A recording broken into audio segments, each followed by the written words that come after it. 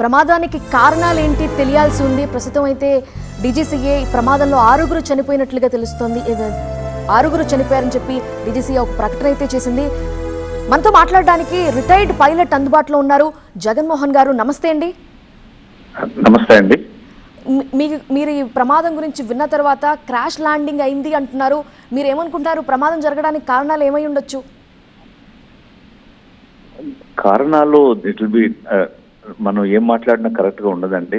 Through your channel firstly I would like to offer heartfelt condolences to the pilots families, to the VIP deputy chief minister గారు plus ఆయన సిబ్బంది families కి. And ఈ point లో మనం కారణాలు preliminary report కానీ అట్లీస్ట్ మినిమం ఇన్ఫర్మేషన్ ఏ source నుంచి అన్నా వస్తే గానీ మనం ఏం మాట్లాడినా it will not be correct అండి. అవునండి, ట్రూ. కానీ అంటే ఒక ఆందోళన అయితే కలుగుతోంది. ఒక డిప్యూటీ సీఎం ప్రయాణిస్తున్నటువంటి ఫ్లైట్ క్రాష్ అయిందంటే ఒక ఆందోళన కనిపిస్తోంది. ముందుగానే అన్ని చెకింగ్స్ చేసుకొని కదా బయలుదేరతారు. అసలు ఏం జరిగి ఉంటుంది అని చెప్పి, బికాజ్ మీరు పైలట్ గా పనిచేశారు కాబట్టి ఆ సిచ్యువేషన్స్ మీకు అర్థమవుతాయి అనే ఉద్దేశంతో. I'm still a serving pilot అండి, and I do VIP flying. Okay.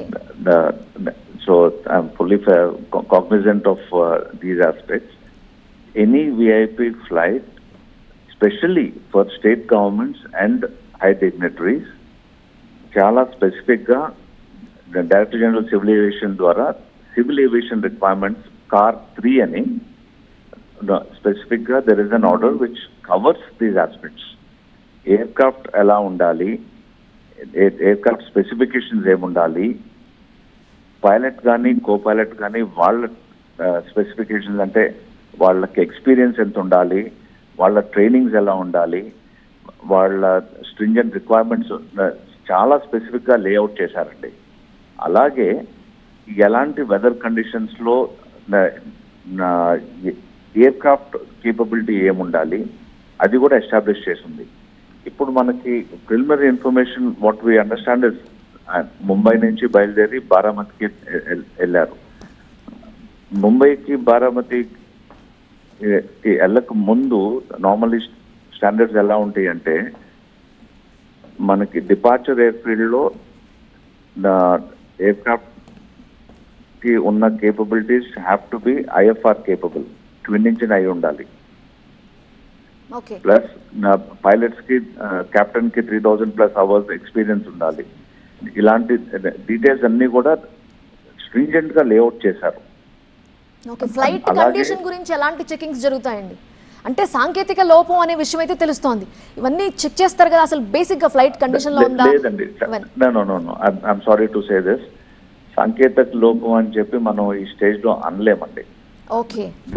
They are multiple factors where Baramati air field ఏదైతే ఉందో, it is an airfield which does not have the IFR capabilities andi.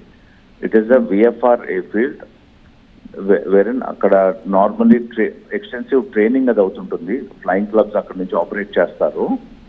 I think Karwar Aviation Academy and other clubs are functioning out of that place, flying training kosam regularly. At the same time akkada the instrument landing system gaani VOR facilities gaani నాకు తెలిసినంత వరకు లేవు. So it is a VFR అంటే visual flight rules ప్రకారం operate చేసే airfield. అంటే weather బాగుంటే గానీ అక్కడికి పర్మిషన్ అసలు ఇవ్వరు. Even to take off from అక్కడ డెస్టినేషన్ లో వెదర్ బాగుంటే గానీ